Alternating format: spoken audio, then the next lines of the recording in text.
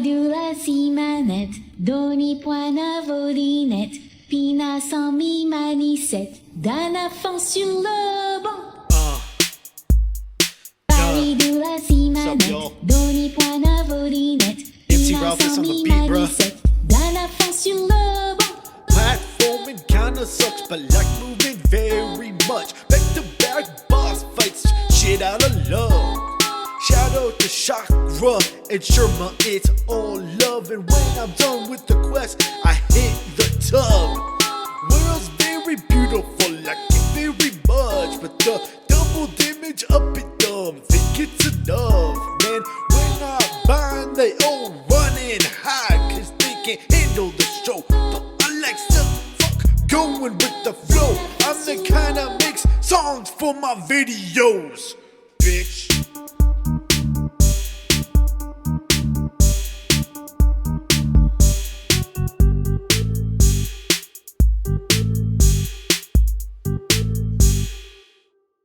Please don't skip the song. Hollow Knight Silksong is the best video game ever made. Just kidding, but it is really good. As someone who's never played the original Hollow Knight before, but is a big fan of the Metroid franchise, this game was a new perspective on something I was already very familiar with. And while I expected it to be good after almost a decade of waiting, what I got was something far greater than what I could have anticipated. Something better than any Metroidvania I've ever played. Every single area, every single enemy, and every single boss fight in this game are detailed down to a T. It's almost perfect. There's a constant feeling of adventure and exploration that I haven't gotten from a video game before. Let's get into it.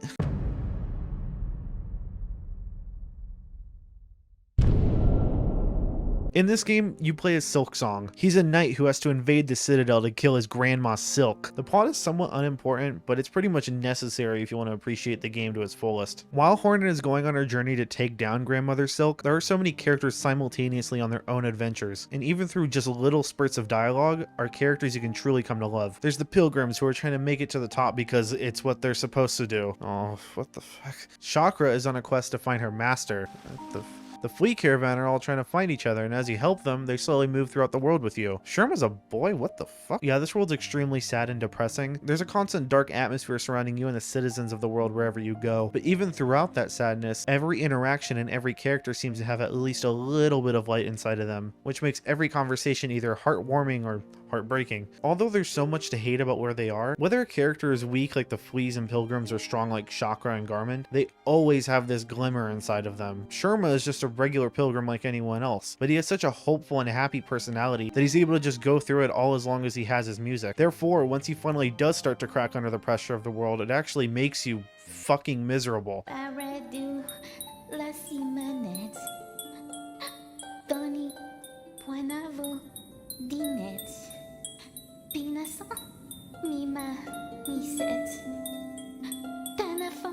Belle Beast, or as I like to call her, is the cutest, and she gets babies.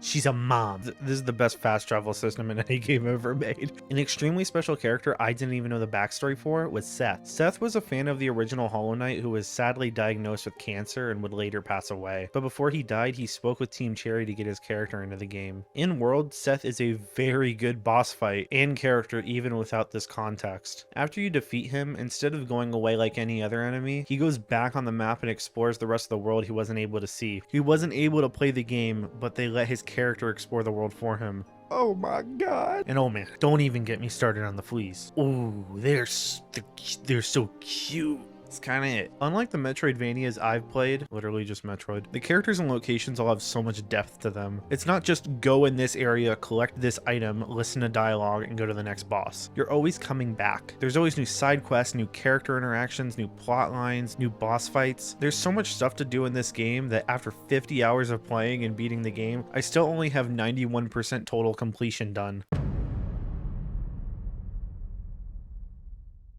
These areas fucking suck dick. And my favorite areas are... Crap, I accidentally put most of the game there. As soon as you wake up in Farloom, you are instantly taken aback by the beautiful soundtrack to this game. Within the atmospheric piano is played. You can hear every footstep, every raindrop, every swing of your sword, and visually the art in this game is just unmatched. I don't even want to know how much time went into every background and every piece of terrain you see. The game is 2D, and yet there's such a thick, three-dimensional feeling to it I don't think I've ever seen a game do before. As you walk past certain pieces of land, you can see their perspective change along with the movement of the camera. That's just like, I don't even want to know how that shit's done. That's like witchcraft. There's so much beauty and calmness. Even though this is a world that'll have your heart pounding with fear of death most of the time, you can somehow feel relaxed by that world at the same time. It's almost like you've walked into and started playing a painting. And this incredible painting I've been talking about is just one of over 20. What the fuck? The town in Bone Bottom is home to a bunch of really cute but really weak pilgrims who all go out and die constantly. Considering a lot of this game's first section is just you discovering and exploring different places, it's kind of a really nice place to go back to here and there. Hunter's March is this area I ran into extremely early in the game and wondered why everyone was beating the shit out of me. The place itself is kind of a pain in the ass in the beginning, but the vibrant reds of all the ant people along with the flowers and spikes littered everywhere are really beautiful. Look at that.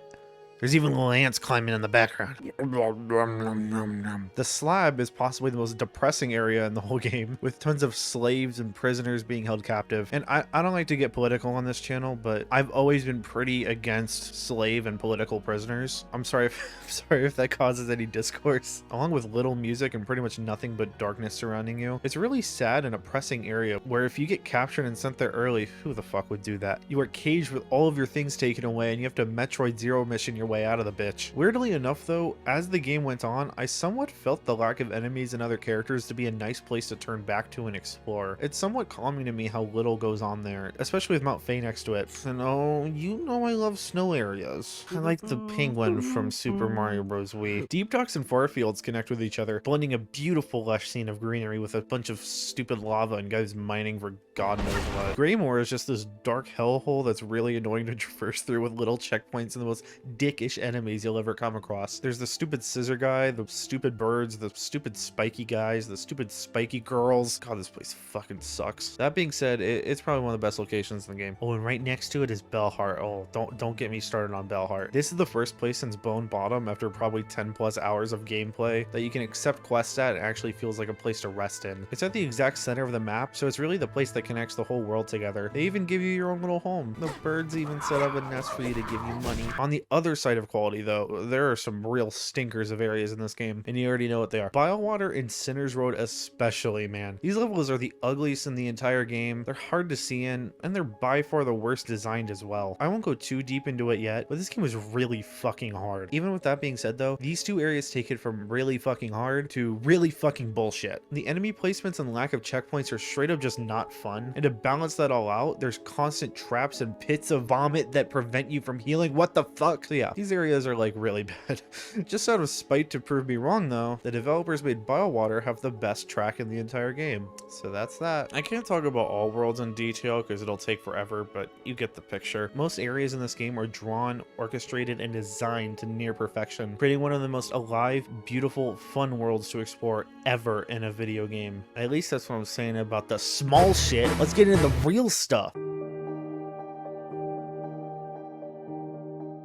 This game is separated into 3 acts, and once the first act ends, you realize that Farloom so far has just been 1/3 of the game. Man, I'm already like 20 hours into this shit. Combine every area I've talked about so far, in scope, in atmosphere, and variety of gameplay, into one massive place. Good job, you just made the Citadel! Every boss, every location, every life, and every death. It's all led here, and you can feel it. What is this, the Kingdom Hearts video? The Citadel is this massive cathedral with some of the most incredible boss fights and atmosphere in the whole game. The bridge leading to the castle shows this massive view of the world around you, just emphasizing how important this place you're about to go in is. The underworks are this dimly lit prison, much like the slab, filled with prisoners and slaves working away for eternity to make the castle run. The coral chambers are incredibly lavish, but destroyed and empty due to the state of the world, with only some non-possessed citizens hiding in the corners of the place. The Cogwart Core just has the most epic song in the game. Memoriam is a time capsule of every area in all of Farloom, shut off for people of the present. The Whispering Vaults suck dick. The Citadel is an insanely insanely dense place with so much content. It's so vast, it might as well be its own game. When the developers of Team Cherry said, "We just kept adding stuff," I like to imagine they started off with Farmloom, then accidentally made the Citadel be larger than it was supposed to be. I mean, this place is so big, they had to introduce a fast travel system specifically for it. I'm sorry, Ella, I'm with the elevators now. Dear viewer, you are being requested to comment. If you were one of the fans that waited 8 years for Silksong, was it worth it? Tell me, please. I think it was worth it. And for those that don't know, let me try and clarify just how amazing I think this game is. What I've been talking about so far is arguably the least important part of the game.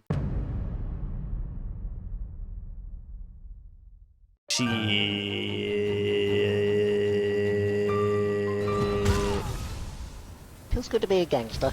In general, this game consists of going through these really large zones, collecting mostly optional items, and killing the boss of that area to proceed to the next. As with most Metroidvanias, the map is pretty sprawling and intertwined, so it's by no means a straight shot to the finish line. You're always exploring and discovering different areas on your way to the next region of the map, to the point where I don't think it's possible for two players to have identical playthroughs. Farmloom is so packed with stuff to do, it's almost overwhelming. On one hand, the true feeling of adventure and being a hero it makes you feel is heightened by all the mysteries and things to discover. On the other hand though, you pretty much need a guide or multiple playthroughs if you want to 100% this game without tediously walking around in circles for hours on end. Fuck this stupid mushroom quest. If you're just going to play the game straight and avoid things like side quests and exploration, your assortment of tools is going to be rather limited. But if you do go around and try and discover everything, you'll have a much easier time with this game that hates you. Around the map there's different tools, upgrades to your health and abilities, and even entirely new ways to wield your sword that you're able to find. The game does an incredibly good job at balancing all of these to make completely different forms of gameplay viable. Kinda. Not only making every player's style different, but allowing for variety on possible future playthroughs, or the possibility of changing your kit for a part you're having a rough time with. The problem with these is, at a certain point in the game, most tools and abilities become completely unusable and poses more of a hindrance or challenge. Once you get towards the end of the story, you're pretty much just locked at 2 crests in the same set of tools no matter what situation you're in, unless you want to die. I wonder if this game has a difficulty problem. For crests, I mostly stuck with the Wanderer and the Reaper. The platforming in this game is kind of rough towards the beginning, since you lack anything like a double jump or dash, so you're just completely locked to using the shitty default slice, which gets you killed constantly. But once you get a hold of the Wanderer crest, you get these straight down slices which make platforming much easier and more fun, along with better combat since you can do like double normal damage by just slicing an enemy 3 times in a row quickly. The Reaper, on the other hand, is the complete opposite story. It has really slow but powerful attacks, but sadly it makes certain boss fights where you have to go off their head pretty much impossible, because the boss will come back up on you and hit you since you're so slow. There's also these special Silk abilities which take up your Silk, which I just never even use. Silk is necessary for healing yourself mid-fight, so I think taking half of my healing bar away for an attack that won't hit was just stupid. There's tons of fun tools as well, but my personal favorites during my playthrough were the Sting Shard, which from really early in the game will allow you to do like 4 hits on an enemy from far away, so it's really overpowered for those early game boss fights you're having trouble with. The Conch Cutter, oh, the Conch Cutter. I got this way the hell before I was supposed to. You can just spam these from across a room and melt an enemy's health bar like it's nothing. If it wasn't for this item,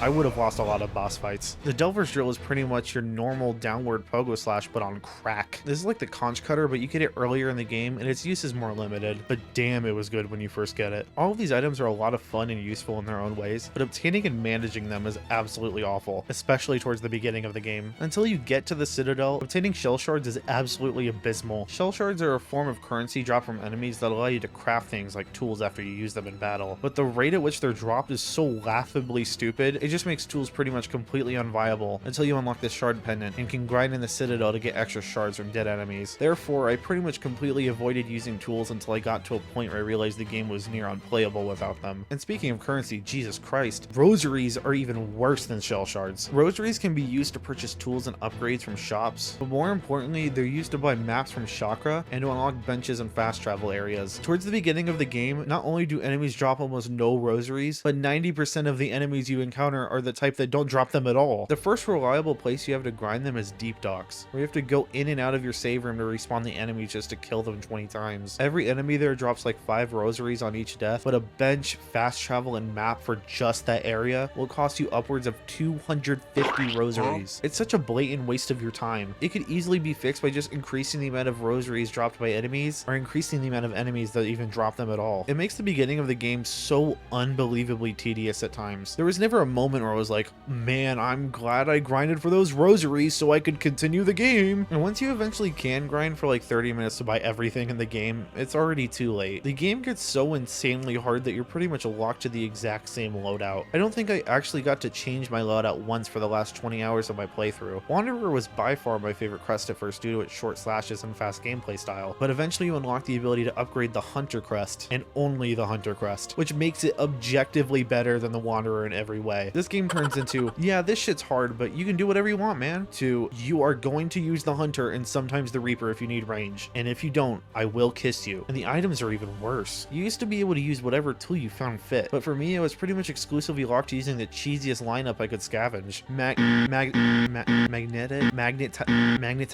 Magnetite dice, which give you a chance of nullifying damage. Silk speed anklets to make you go supersonic.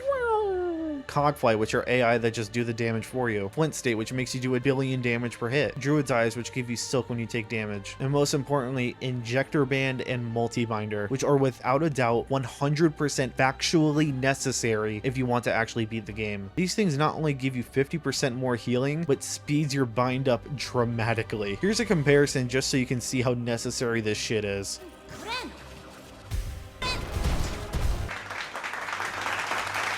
The enemies in this game get so wild at a certain point, there's literally no situation where you shouldn't be using these. There is some level of possible variety with all these different tools you have unlocked by the end of the game, but for most people, it's going to be very similar to my loadout. I mean, just look at the shit I just listed. Variety is completely thrown out of the window just so the game can be hard. And at a certain point as a game developer, you gotta question yourself, what's more important? Having the game be diverse and fun, or having the game be really difficult to the point of tedium just for the sake of it? I'll give you a hint. It's the first one's the right answer. As you go through the game, you unlock more and more movement options that increase the fun tenfold. You start off as this weak idiot who can barely even walk, but by the end you're sprinting, wall climbing, grappling, gliding, double and super jumping, and dashing through the air. This makes exploring the world so interesting. You'll see an area at the 30-minute mark, only to be unable to unlock it until the 30-hour mark. Not only does the movement in this game create constant creativity and new ways to explore the world, but it also completely changes the bosses you fight. You start off with Moss Mother, who like you could probably beat in your sleep, you know? Then by the final fight, you're fucking...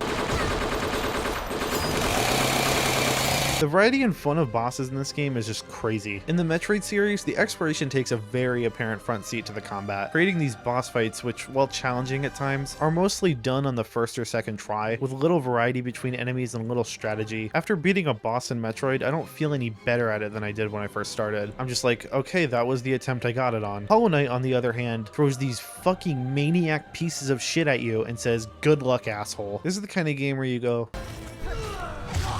Yes! I cannot fucking believe I just beat that. What? No! No! Oh god, this boss fight fucking sucks.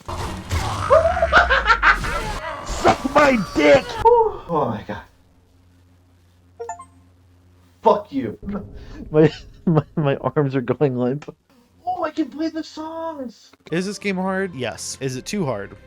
Kinda. Is it still a lot of fun? Yeah. While some of the enemies you fight in the open world are kind of stupid and overpowered, the boss fights are never that. There's an attack that's too strong here or there, but overall, once you're finally at the end and you get that calming sense of relief, it's all worth it. And as soon as I'm done with this video, you already know I'm gonna do a second playthrough so I can kill all these assholes on the first try. Weirdly, even though I feel the game's balancing is much more flawed on the latter half, I think my favorite boss fights are actually a result of that flaw. The variety is worse, sure. Things feel a bit unfair sometimes, sure. But once you finally have it down, these fights are just so chaotic and fun to beat. Most of the enemies in this game will piss you off at least once, but the first enemy I got really mad at was Sister Splinter. This horrible woman claws at you and spawns branches and minions that just abuse you, and almost all of her attacks do double damage, which doesn't sound out of place for this game, but keep in mind, this isn't a part of the game where you have 5 hit points, so you've got to beat her and her minions all the while not trying to get 2-shot. This fight was so bad at the time that I literally had to stop playing it for the night to take a breather. It's really a good example of the whole double damage thing being what keeps this game down at times. Not to mention, she's not even a really fun boss either. She doesn't have some cool gimmick that makes her stand out or anything. She's just a massive pain in the ass, and honestly, if she just did 1 damage instead of 2, I wouldn't even be talking about her right now. Want to know what a really fun boss is, though?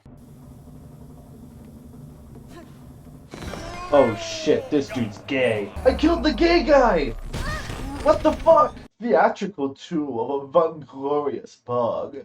When binding, emits a dazzling flash that damages surrounding enemies.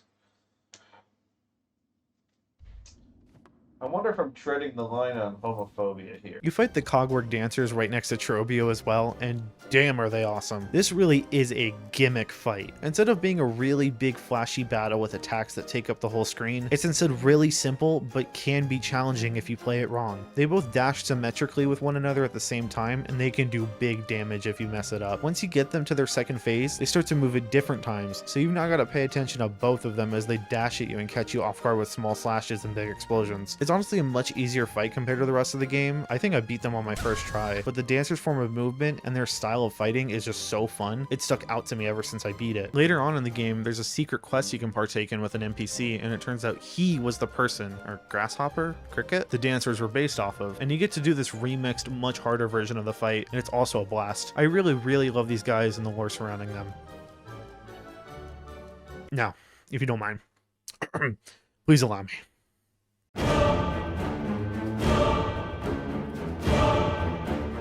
Last Judge might not be the hardest fight in this game, but she sure as shit is the most frustrating. You have 6 health, and after boss fights that are mostly hard but doable, the game suddenly throws this massive difficulty spike at you like you're a fucking dartboard, spinning weapons 3 times the size of her body, throwing bells at you, jumping you into a corner from across the screen. That's the easy part. Then she sets everything on fire. Her attacks begin to explode and create fiery obstacles and cheap explosions you have to avoid, all the while she's jumping you into a corner from across the screen. Did I mention that every single attack she does is 1/3 of your health bar? In a point in the game where healing looks like this. Oh yeah, and also it's probably the longest walk back in the entire game, so that's like cool too. This boss fight was challenging, too challenging. It's a boss at the beginning of the game that should be at the end of the game. It is poorly designed with cheap attacks and way too much damage for this point in the story. At least at the end of it, you felt that sense of relief and happiness, right? No. When I finished this fight, I was feeling that was stupid horseshit and I'm glad I can move on with the game type feeling. Genuinely, the only time I battled a boss as difficult as her ever again was at the very end of the game, 30+ hours later. Fuck this fight. Whoever designed this needs to be imprisoned. On the other hand, an example of a boss that's extremely challenging but not annoying is Carmelita. Oh, Latina. What the fuck? She's this beautiful Latina ant lady, and her boss music is so good you die because you're listening to it. She's got so many difficult attacks to avoid, and all her movement is so slick and unpredictable, yet still fair. It's also at a point in the game where taking 2 damage doesn't mean losing half your health, so it's completely justified when you die to her. I think this boss actually took me longer than the last judge, and yet I never felt annoyed or frustrated. Well, outside of the usual. This fight's kind of fucking bullshit. Lace also has a good set of boss fights. Honestly, I think she's fun and really difficult, but outside of that, her fights haven't really stuck with me at all. There's 3 of them, and they're all the exact same pretty much. I really like her character plot-wise, but having the final boss be a remix of an already existing fight was a real bummer and a waste to me. The biggest flaws of this game are the sometimes horrible difficulty, and the endings not being very satisfying. I also feel this way about Grandmother Silk. Before I knew Act 3 existed, I was really disappointed by this fight being the final one. In retrospect, it's a really epic and fun fight I'm excited to replay, but it doesn't really scream final boss to me. It's at least better than the true final boss with Lace, but both really lack some substance I think they needed. Something other than just difficulty, because damn, these fights are hard.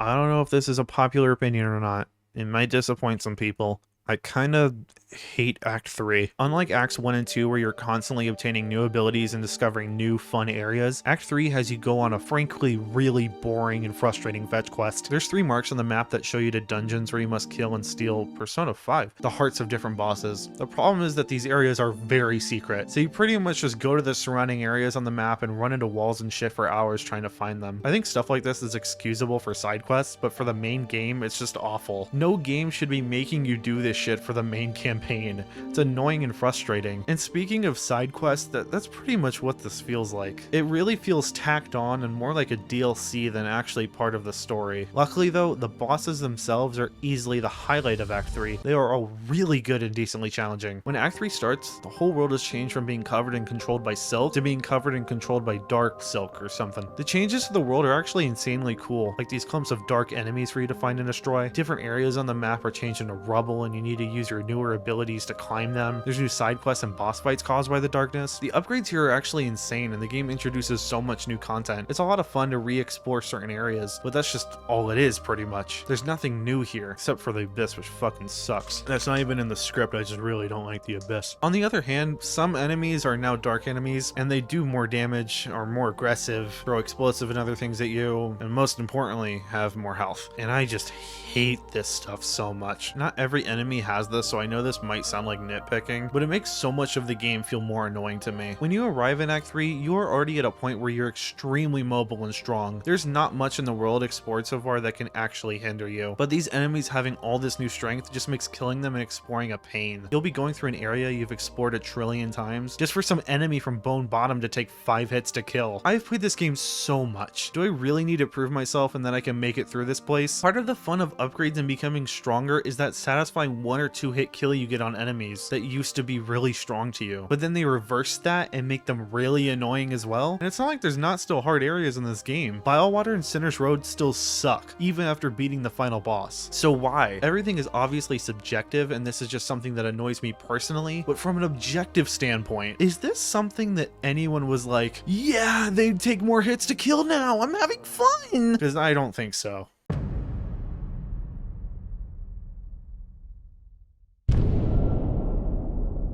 It might sound like I'm hating on this game, but I swear I'm not. I truly love this game, and I'm only able to be so passionate about these smaller issues because I'm so fond of what I'm talking about. The difficulty in some world and enemy design are flawed, sure, but that's just a small piece of a very big puzzle. Hollow Knight Silksong is by far, without a doubt, my favorite Metroidvania I have ever played, and one of my favorite games this year. It's not just a game, it's an adventure, filled with breathtaking scenery, incredible music, great characters, and some of the best gameplay I've experienced in years. It's a true masterpiece, and to say anything different would make you... I give Hollow Knight Silksong 9 creepy bathtub scenes out of 10. Hello everyone, thank you for watching my Silksong thing. Leave suggestions for what games you'd like me to review. I take any suggestions. Like, subscribe, comment, share. Make me famous. Just make me. I don't have a lot going on for me right now. Just do, please.